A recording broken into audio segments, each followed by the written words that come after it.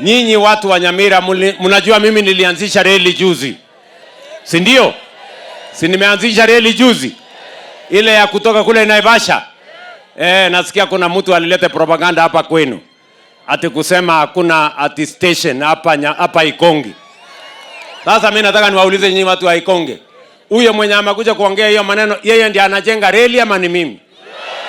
Sasa wewe hata barabara ya kwenda kwako ya bara mujajenga. Unakuja kuongelesha reli, unajua kuongelea reli, wewe unajua mambo ya reli? Watu wa hapa Ikonge hoye. Anajua maneno ya reli? Wanyamaze hawa watu bwana. Sikizeni watu wa Nyamira. Mimi ndio nimesukuma reli kutoka Naivasha. Na hapa Ikonge, hapa kwenu.